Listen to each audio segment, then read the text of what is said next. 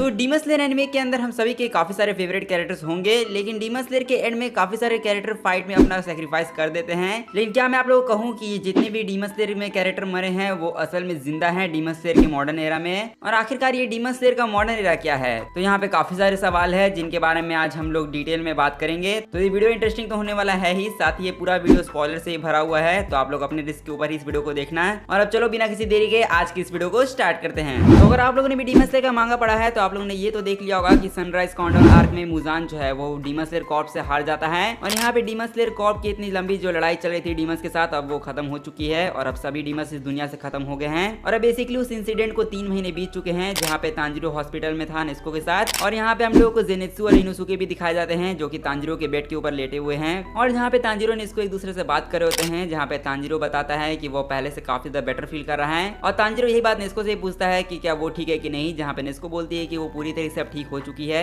और फिर यहाँ पे तांजिरो नेस्को को योशिरो की बात बता रहा होता है कि योशिरो जो है उससे कुछ टाइम पहले मिलने आया था, जहाँ पे योशिरो और तांजिरो बता रहा था कि जब तांजिरो डीमन बन गया था तब उसने क्या क्या किया था वहाँ पर और वो कैसे बचा था जिंदा। जहाँ पे योशिरो ये सारी चीजें को बताने के बाद तांजिरो की तारीफ करता है, जिसके बाद वो वहाँ से फिर जाने लगता है। लेकिन फिर यहाँ पे तांजिरो योशिरो बोलता है कि आप प्लीज मरना मत, क्योंकि अगर आप मर जाओगे तो फिर लेडी तमायो की जितनी भी मेमोरीज है वो सब आपके साथ चली जाएंगी और सिर्फ योशिरो ही है जो कि तमायो की मेमोरीज को जिंदा रख सकता है। और फिर उसके बाद योशिरो वहाँ से चला जाता है अपनी बिल्ली के साथ। और फिर उसके बाद यहाँ पे तांजिरो ग्यू और बाकी सब के बारे में नेस्को से पूछ रहा होता है, जहाँ पे नेस्को बोलती है कि सभी लोग बिल्कुल ठीक है अभी। और ग्यू और बाकी सब उबियाशिकी के फैमिली हाउस में गए हैं, जहाँ पे फिर हम लोगों को उबियाशिकी का घर दिखाया जाता है। और हम लोग को यहाँ पे हशिरा की फाइनल पिलर मीटिंग दिखाई जाती है, जहाँ पे सिर्फ सानवी और ग्यू आए होते हैं, जहाँ पे फिर किरिया डीमन स्लेयर्स को हमेशा के लिए बंद कर रहा है क्योंकि अब डीमन स्लेयर्स की जरूरत नहीं है दुनिया में। और फिर यहाँ पे किरिया सानवी और ग्यू को थैंक यू बोलता है उबियाशिकी फैमिली की तरफ से। और इसके बाद हम लोग को फिर से हॉस्पिटल सीन दिखाया जाता है, जहाँ पे टेनगेन अपनी तीनों वाइफ के साथ तांजिरो से मिलने आया होता है। और फिर उसके बाद हम लोग को सेंजुरू और सिंजुरू को भी दिखाया जाता है, जो कि यहाँ पे तांजिरो से मिलने आए होते हैं, जहाँ पे रेनगोकू डैड फिर तांजिरो को थैंक यू बोलते हैं, जिस पर तांजिरो बोलता है कि ऐसा करने की जरूरत नहीं है, क्योंकि यहाँ पे रेनगोकू के कुछ ऐसे शब्द थे जो कि तांजिरो को हमेशा मोटिवेट करते थे। और फिर उसके बाद हम लोग को इनुसुकी को दिखाया जाता है, जिसको बहुत ज्यादा भूख लग रही होती है, जिसके बाद वो आओई के पास जाता है उसके पास से खाना चुराने के लिए। लेकिन यहाँ पे आओई इनुसुके को पकड़ लेती है खाना चुराते हुए, और फिर आओई इनुसुके को ये सब चीज करने से मना करती है और वो फिर इनुसुके को खाना देती है प्लेट में, जिसके बाद इनुसुके को एक तरह से क्रश आ जाता है आओई पर। और फिर उसके बाद हम लोगों को चेरी ब्लॉसम ट्री के पास दिखाया जाता है, जहाँ पे कनाओ खड़ी होती है। और फिर यहाँ पे तांजिरो भी आता है। फिर कनाओ से तांजिरो पूछता है कि क्या वो पूरी तरीके से ब्लाइंड हो चुकी है।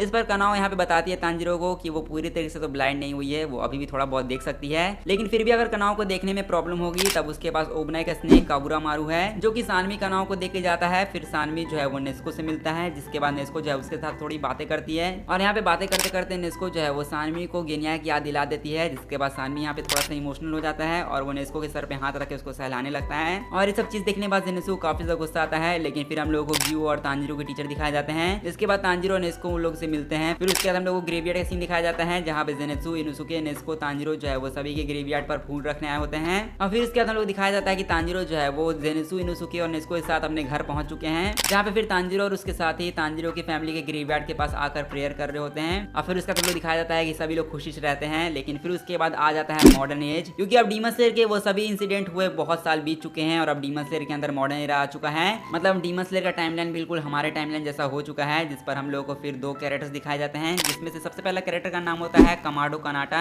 और यहाँ पे कनाटा एक लड़के को उठा रहा था जिसका नाम है कमाडो सुमिहिको, जिसकी शक्ल देखने के बाद आप लोग समझ गए होंगे कि बेसिकली तांजिरो का रीइंकार्नेशन है। और जैसे कि हम लोग देख सकते हैं कि दोनों भाई हैं, इसका मतलब साफ है कि तांजिरो कनाओ की शादी हो गई है और ये तांजिरो कनाओ के डिसेंडेंट हैं। और फिर उसके बाद हम लोग को अगले सीन में एक लड़के को दिखाया जाता है जो कि किताब पढ़ रहा होता है डीमंस के बारे में, जहाँ पे लिखा होता है कि डीमंस को आखिरकार सभी लोगों ने हरा दिया। जहाँ पे ये लड़का सारी चीजें पढ़ रहा होता है और इस लड़के का नाम है अगात्सुमा योशितेरू, जिसकी शक्ल देख के आप लोग बेसिकली समझ के होंगे कि ये जेनेत्सु का रीइंकार्नेशन है। लेकिन फिर उसके बाद हम लोग देखते हैं कि योशितेरू के पीछे एक लड़की लात मारती है, जिसके बाद वो लड़की योशितेरू से बोलती है कि तुम फिर से ग्रेट ग्रैंडपा की झूठी किताब को पढ़ रहे हो। और ये लड़की असल में योशितेरू की बड़ी बहन है, जिसका नाम है अगात्सुमा टोकू, जिसकी शक्ल देखने के बाद डीमन स्लेयर फैंस समझ गए होंगे कि ये नेस्को का रीइंकार्नेट है। और इसका मतलब तांजिरो कनाओ की तरह जेनेत्सु और नेस्को ने भी शादी कर ली होगी पास्ट में, जिसके बाद ये दोनों उसके डिसेंडेंट हैं। और यहाँ पे फिर हम लोग दिखाया जाता है कि योशितेरू जो है वो इस किताब को पढ़ने के बाद काफी ज्यादा इमोशनल हो चुका है, जिसके बाद टोकू उसके कान को घींचती है और उसको अपने साथ स्कूल लेके जाती है। और फिर योशितेरू और टोकू एक दूसरे के साथ बात कर ही रहे होते हैं। और फिर उसके बाद टोकू अपने फोन में देखती है कि एक उजुई टेनमा नाम का लड़का जिम्नास्टिक में जापान के लिए गोल्ड मेडल जीत कर लाया है। और यहाँ पे उजुई टेनमा हम लोग को पता है कि टेनगेन उजुई का रीइंकार्नेशन है, जिसके बाद हम लोग को अगले सीन में दूसरा फोटो में दिखाया जाता है। और फिर उसके बाद योशितेरू यहाँ यहाँ पर टोकू का फोन देखने लगता है, जिसके बाद उसको एक और फोटो देखने को मिलती है जो कि होती है हाशिबिरा आओबा का,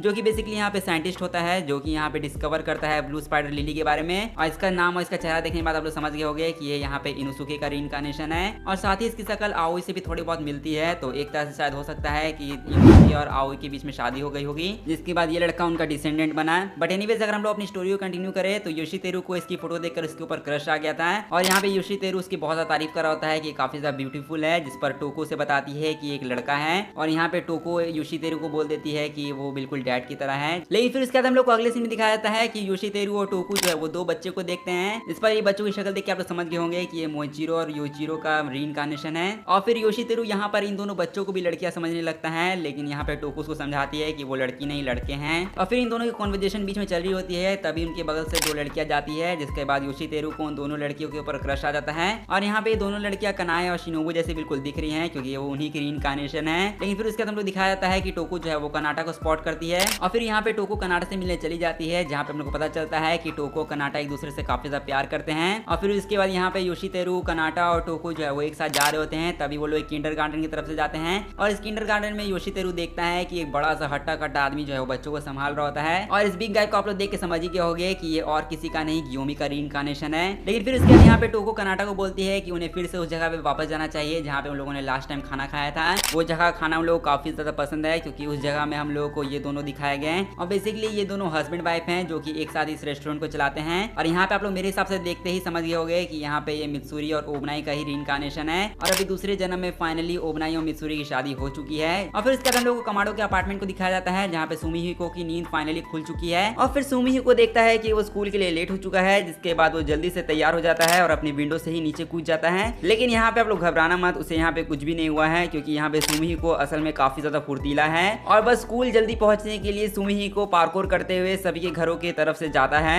जहाँ पे फिर वो एक घर में पहुंचता है जहाँ पे हमारे फॉर्मर थंडर हाशिरा और वाटर हाशिरा के रीइंकार्नेशन देखने को मिलते हैं। फिर उसके बाद हम लोग को उसी घर के टीवी पे देखने को मिलता है कि एक इंसान जिसने सबसे लंबे समय तक जीने का पूरे जापान में रिकॉर्ड सेट किया है, और वो इंसान यहाँ पर उबियाशिकी होता है। लेकिन इसके बाद सुमिहिको जो है वो हागिनिस का इक्विपमेंट शॉप के बगल से जाता है, जिसके बाद फिर सुमिहिको तीन बच्चों से भी टकरा जाता है, जो कि बिल्कुल बटरफ्लाई मेंशन में रहने वाली लड़कियां जैसी दिख रही हैं। बट इसके बाद फिर ट्रैफिक लाइट ग्रीन हो जाता है, और साथ ही वहाँ पे पुलिस की कार भी होती है। और सुमिहिको यहाँ पे रुक नहीं सकता, इसलिए वो पुलिस के कार के ऊपर से ही कूद के और उनको सॉरी बोल के चला जाता है। जिसके बाद कार के अंदर जो दो पुलिस थे, जिसमें से दोनों की शक्ल यहाँ पे गेनिया और सानमी जैसी थी, इसका मतलब गेनिया और सानमी का भी पुनर्जन्म हो चुका है। लेकिन यहाँ पर गेनिया और सानमी जैसे दिखने वाले पुलिस सुमिहिको पे बहुत गुस्सा भी कर रहे थे, क्योंकि यहाँ पे सुमिहिको पे पहले भी 7 रिपोर्ट्स आ चुकी थी। बट फिर यहाँ पे सुमिहिको देखता है कि उसके पास टाइम बहुत कम बचा है, जिसके बाद वो और जल्दी जाने की कोशिश करता है। लेकिन यहाँ पे सुमिहिको 3 बच्चों के साइड से जाता है, और ये 3 बच्चे यहाँ पर ग्यू, साबिटो और माकुमो जैसे दिख रहे हैं, जो कि इस जन्म में साथ हैं और काफी अच्छे दोस्त भी हैं। लेकिन फिर उसके बाद हम लोगों को स्कूल का सीन दिखाया जाता है, जहाँ पे कुछ लड़के एक पेंटिंग को देख रहे होते हैं फोन में। लेकिन फिर वहाँ पे योशितेरु आ जाता है, जो कि उन लड़कों को कहता है कि वो जानता है इस पेंटिंग के बारे में, क्योंकि इस पेंटिंग को यहाँ पे एक मिस्टीरियस मैन ने बनाया है, जिसका नाम है यामामोटो योशिरो, जो कि एक आर्टिस्ट है जो कि हमेशा एक ब्यूटीफुल वुमेन की ड्राइंग बनाता रहता है, जिसका नाम है तमायो। और आजकल कुछ समय से उसके आर्ट्स को काफी ज्यादा अटेंशन और तारीफ मिल रही है पूरी दुनिया भर से। लेकिन इसके बाद फिर से हम लोग सुमिहिको को देखते हैं, जो कि अभी भी रास्ते में था, लेकिन उसकी मुलाकात फिर तोजिरो से होती है। और यहाँ पे तोजिरो हमारे फेवरेट कैरेक्टर रेनगोगु का पुनर्जन्म है, और इस जन्म में सुमिहिको और तोजिरो काफी अच्छे दोस्त हैं। लेकिन इसके बाद हम लोग देखते हैं उन्हीं पुलिस की कार को, जो कि उनका पीछा कर रही होती है, और वो पुलिस की कार उन्हें रुकने के लिए कह रही थी, पर यहाँ पे ये लोग अपनी बात में मगन रहते हैं, इसलिए वो उनकी बातों को इग्नोर कर देते हैं। इसके बाद वो लोग स्कूल में एंटर करने ही वाले थे, जहाँ पे प्रिंसिपल जो है वो जल्दी से गेट क्लोज करने के लिए बोलता है। और तुम लोग मानो या ना मानो, लेकिन ये जो स्कूल का प्रिंसिपल है ये बिल्कुल मुराता ऐसा दिख रहा है, जो कि हो भी सकता है शायद मुराता का भी पुनर्जन्म हो गया हो। बट चलो यहाँ पे गेट क्लोज होने ही वाला है, लेकिन यहाँ पे तोजिरो और सुमिहिको काफी ज्यादा फुर्तीले हैं, और वो इतने ज्यादा फुर्तीले हैं कि वो गेट के ऊपर से कूद के आ जाते हैं। और वो लोग दोनों काफी ज्यादा खुश होते हैं कि वो लोग स्कूल अब पहुंच चुके हैं। लेकिन फिर उसके बाद स्कूल के गेट की तरफ वही 2 पुलिस खड़े होते हैं, जो कि उस प्रिंसिपल के साथ पूछताछ कर रहे होते हैं। इसके बाद फिर हम लोगों को आओबा को दिखाया जाता है, जो कि काफी ज्यादा सैड है, और वो इतना ज्यादा उदास इसीलिए है क्योंकि उसे लग रहा है कि उसे बहुत जल्दी उसके रिसर्च लैब से निकाल दिया जाएगा, इसीलिए वो चाहता है कि वो खुद माउंटेन में जाके रहे।